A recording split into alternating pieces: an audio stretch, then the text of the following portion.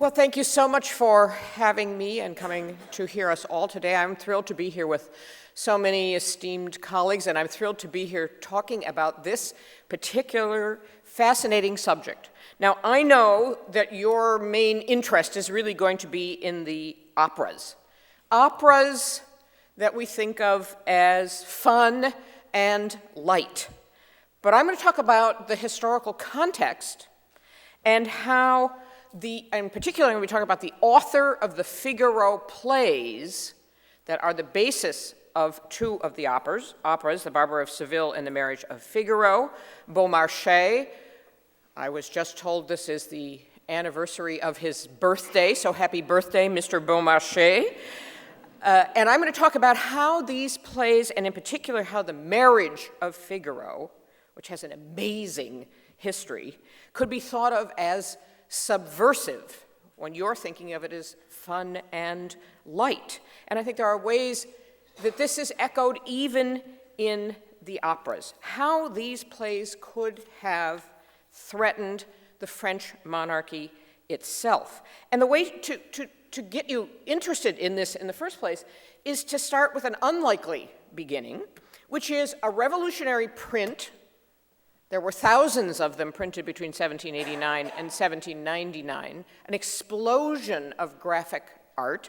In fact, the Getty has hundreds of these revolutionary prints in the Getty Research Institute special collections. This one, you might not instantly sort of get the relevance of this. It's actually one of the many very well-known prints from 1791 or 1792, it's anonymous, we don't know, which is actually showing the return of the royal family to Paris, and this is the royal family, the pigs, being returned to the stable, their home in Paris, because they have tried to run away. This marks an incredible turning point in attitudes towards the monarchy. The king and the queen try to flee in disguise in June 1791.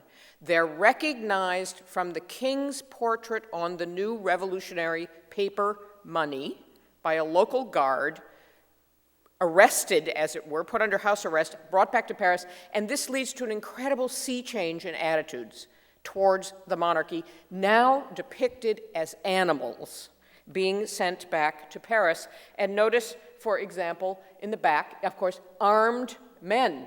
This is part of what is going to be going on now and what is going to happen to the monarchy. Now, why did I pick this print?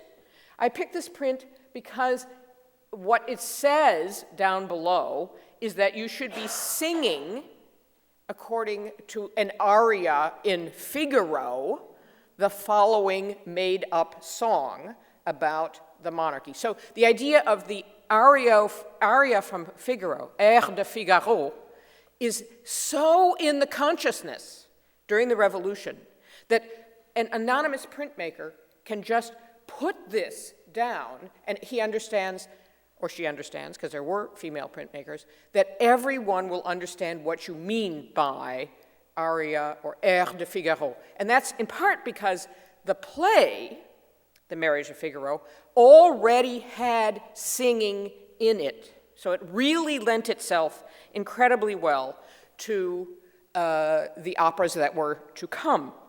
In this case, the opera that was to come. Okay, so what I want to show here is that there's a collision between Figaro, the character, and the monarchy of France, and that is the French Revolution and its overturning of the monarchy. And that's the collision I'm going to talk about. Okay, on the left, Beaumarchais, and I have some facts about him on my next slide, which I'll get to in a second. An incredible figure, whom I'll talk about in a minute. On the right, Marie-Antoinette. Now, why did I pick this particular picture? Because this gets to the ambivalence that I want to focus on today. We have a play, because I'm going to focus on The Marriage of Figaro, that has all kinds of problems in it for the monarchy and especially for the aristocracy. And yet, Marie-Antoinette has a very ambivalent relationship to this play, and part of that ambivalence is already captured in this wonderful portrait by Elizabeth Vigée-Lebrun, one of the best female painters of the 18th century, in the 1780s. And this portrait was considered shocking. Now, you look at it and you think, it's beautiful, especially that blue. Look at that ribbon coming out of that hat. How could an 18th century, late 1780s audience consider this portrait inappropriate? Because the Queen is wearing the latest Grecian fashion, a muslin dress, which is not considered appropriate for the monarchs, especially the Queen. The Queen normally appears in very fancy. You've seen, I should have brought some other portraits of her. You've seen portraits of her in the elaborate court dress. Marie-Antoinette was always at odds with the court. She was part of the court. She was hyper-court in a way. She really insisted on monarchical privilege, and yet she always kind of wanted to break the rules. Hence her ambivalence about the Figaro character, who is also always breaking the rules. Okay, let's talk a minute about Beaumarchais. Like Rousseau, that great 18th century Swiss-French philosopher, he was the son of a kind of ordinary watchmaker, one of many children. He was actually born Pierre-Augustin Caron. He then later affects the name de Beaumarchais to indicate that he's risen in the world. He has the most incredible life. We could talk for him for a very long time. I'm going to have to be very brief. He does everything.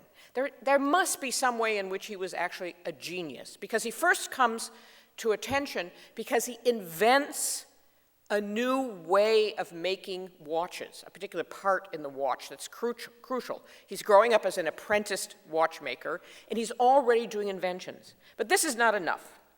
Like Daniel Defoe, the English writer of the early 18th century, he's one of those incredible people who writes when he has spare time, when he's not inventing, when he's not working as a spy for the government and traveling around, when he's not getting involved in the American War of Independence, for which he is running arms deals between the French and other arms suppliers. He himself, by this time, is also making a lot of money and is outfitting an entire naval warship for the French government, and he's spending years trying to get the government to pay him back for this naval warship. He's at the court of Louis XV and something of a favorite.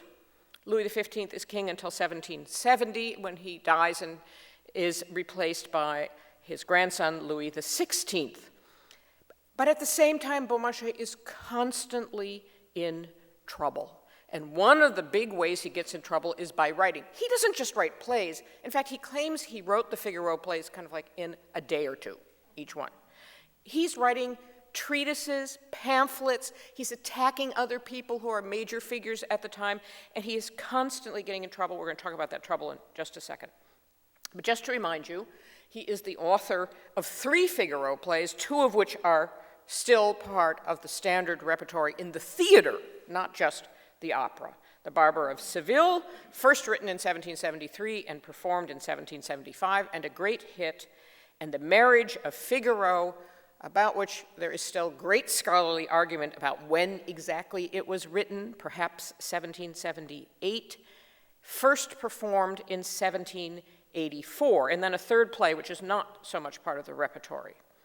Now, I'm going to get in a second to the question of why it takes so long between the time it's written and the time it's first performed. Those 6 years, it turns out, are filled with upheavals for Beaumarchais.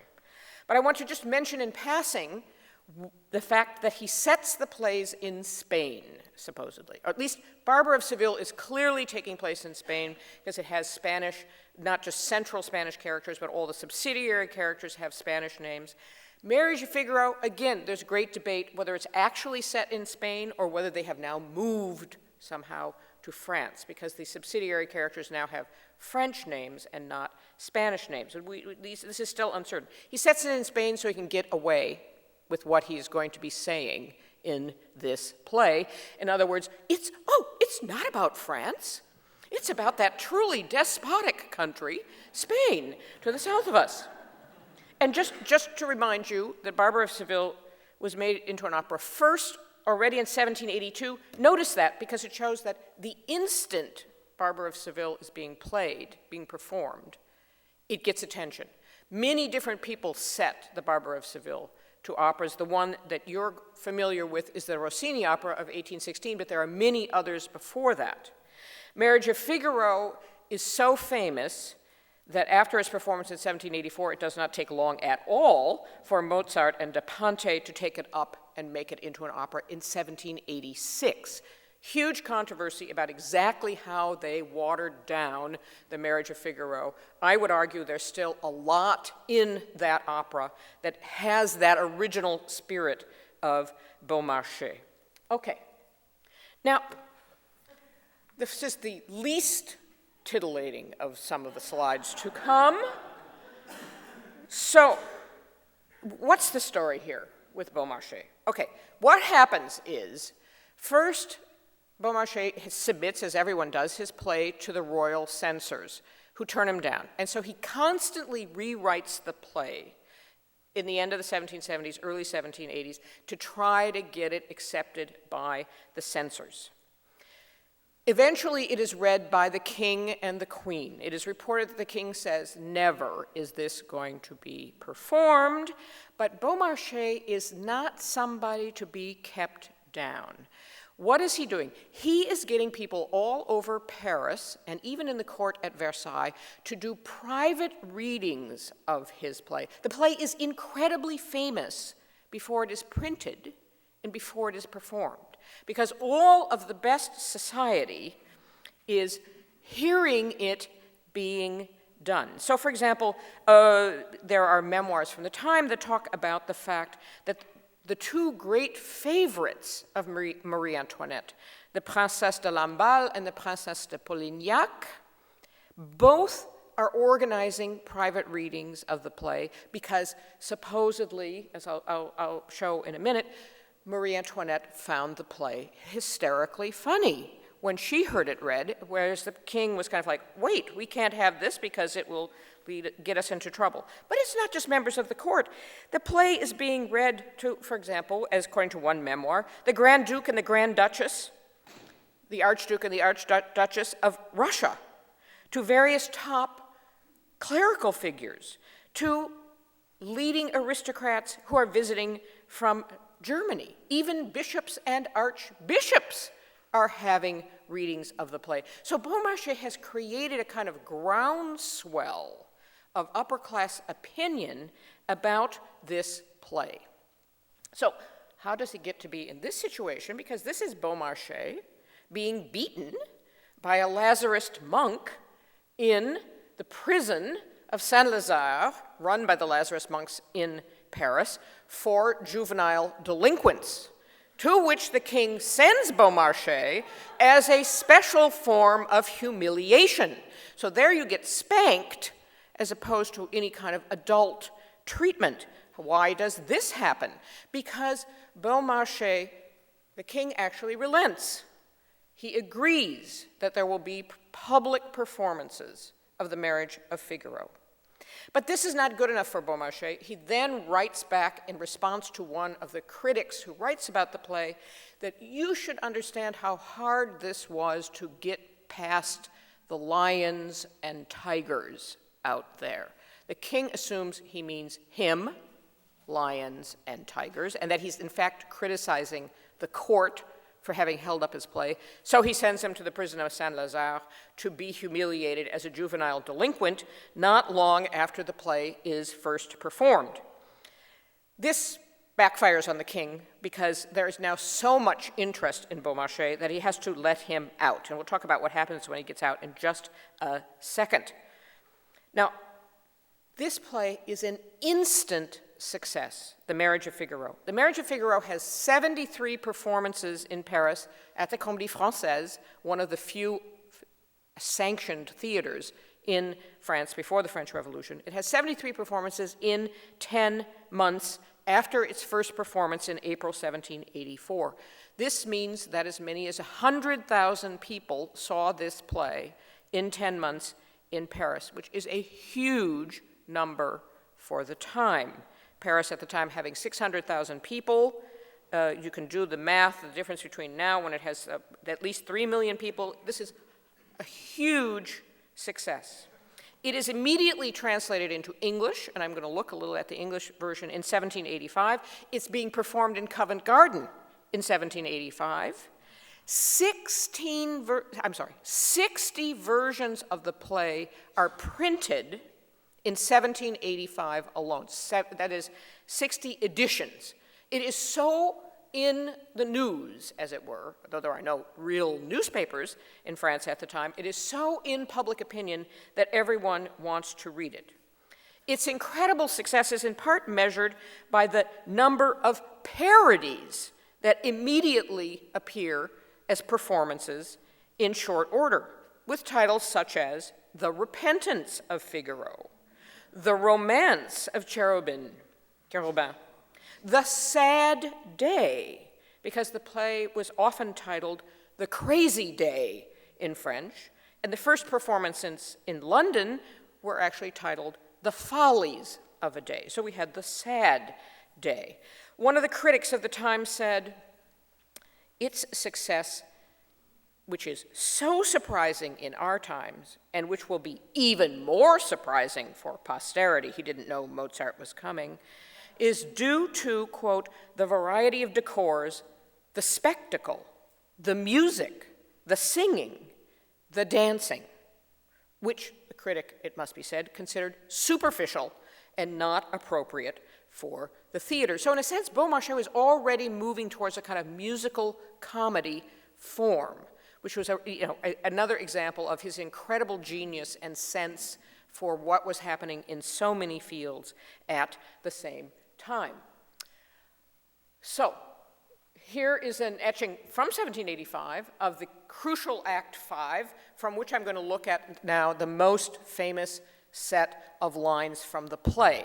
And much of the controversy about the opera will be that the opera leaves out these lines in the play. I would argue that the opera still has the spirit of the play. So important is the play at the time that immediately there are all kinds of etchings and engravings that are printed of the various scenes that now are increasingly familiar. So you can imagine that this is the scene in which the lines will appear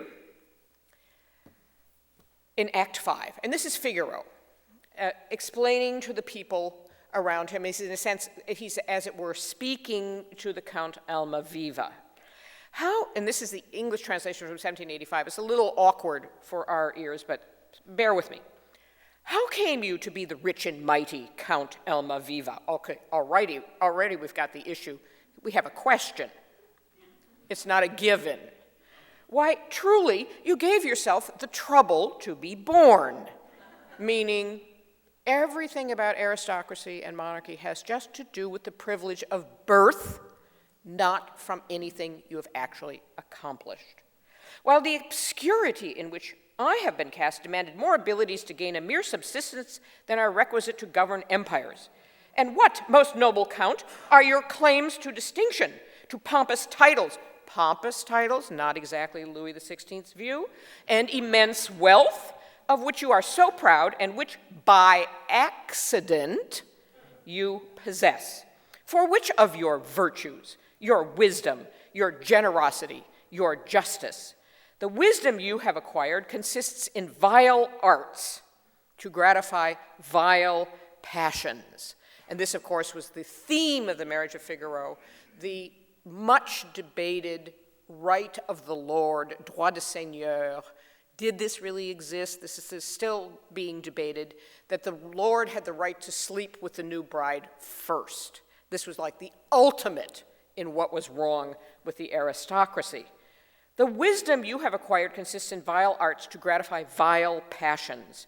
Your generosity is lavished on your hireling instruments, but whose necessities make them far less contemptible than yourself. And your justice is the inveterate persecution of those who have the will and the wit to resist your depredations. But this has ever been the practice of the little great. Those they cannot degrade, they endeavor to crush. Well, this was not a pro-aristocratic statement. I think you can see that, so, and this is why Louis XVI is at first saying, no way are we having this performed everywhere. And it is precisely this kind of line that, of course, gets the audience so interested, which brings us back, of course, then to the ambivalence of Marie-Antoinette. So why doesn't she join in and urge her husband to stick with suppressing the play? Well, it's partly because she has this ambivalent relationship to the court. She supposedly found it hilarious when it was read to her and the king at Versailles.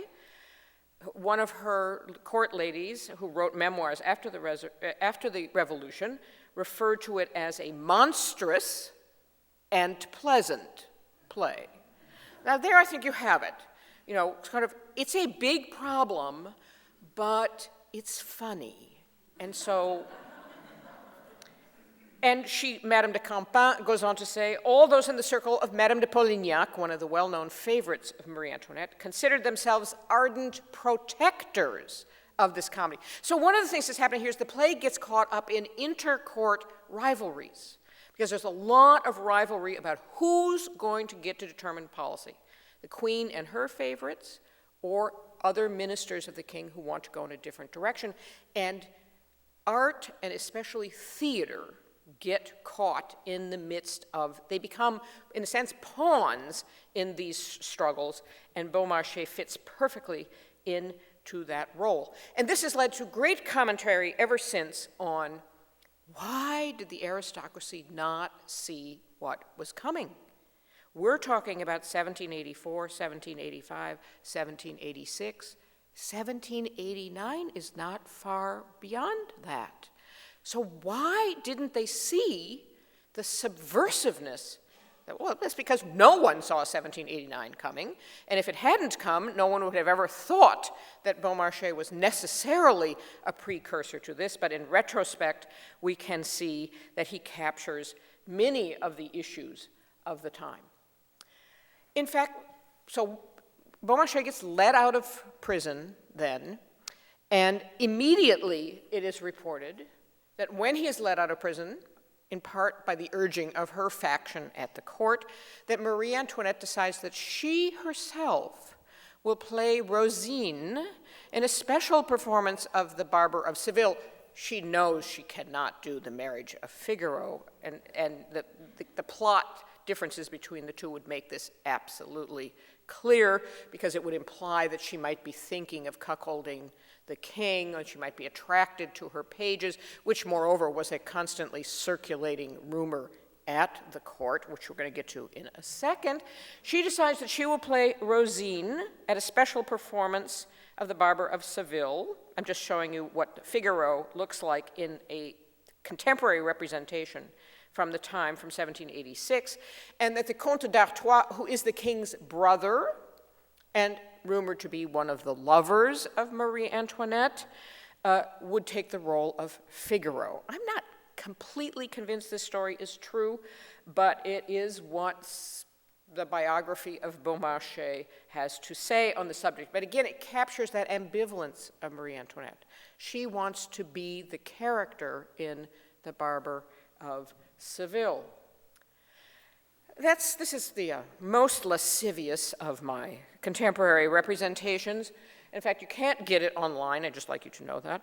I had to actually photograph it out of one of my books because I have a discussion of the pornographic literature of Marie-Antoinette in the 1780s and early 1790s. There were constant rumors of Marie-Antoinette's liaisons with, as I said, the king's brother, other leading aristocrats, her lesbian affairs with the Duchesse de Polignac or the Princesse de Lamballe, and eventually, during the Revolution, people did not stop short of actually representing these rumors in graphic form. So one of the problems for Marie-Antoinette was that she knew perfectly well that there was this underground literature about her sex life, about her private life, that was circulating at the same time as the Beaumarchais play is such a subject of public discussion as well. So we have, again, an intersection of the two of them, and this is all, many people in retrospect, again, would see this as all part of undermining the authority of the monarchy by showing the Queen in this way, and by all the stories about how the Queen was perfectly willing to support someone like Beaumarchais. And so that brings me then to the end of my contextualization with where it ends for Marie-Antoinette, which is at the guillotine in October 1793. This is a print from 1794, not long after the events, showing the Queen going to the guillotine. But what's interesting to me is the subtitle, because this whole issue, one of the reasons the Queen is executed is that there was this whole preceding literature about her supposed depravity and how she was a bad example of a mother. At her trial, she's actually accused of incest with her son, not the highest moment in revolutionary consciousness, it has to be said. And here we have the subtitle, Antoinette Lubrique, lascivious Marie-Antoinette, like Messalina, is paying for her sins with the guillotine. So I don't want to say that Figaro leads exactly to the death of Marie-Antoinette, but there is an interesting way in which their fates are intertwined and in which the humor, in some ways, gets turned around backwards by the end. So my main message here is that the plays which lay behind the operas are not just comedies, because they certainly are comedies, but it was a kind of humor that had a kind of undercurrent and other kinds of resonances that makes the plays and the operas, I would argue, not just frothy, fun, lively entertainment, but for people in the 1780s and even into the early 19th century, they had other resonances as well. Thank you very much.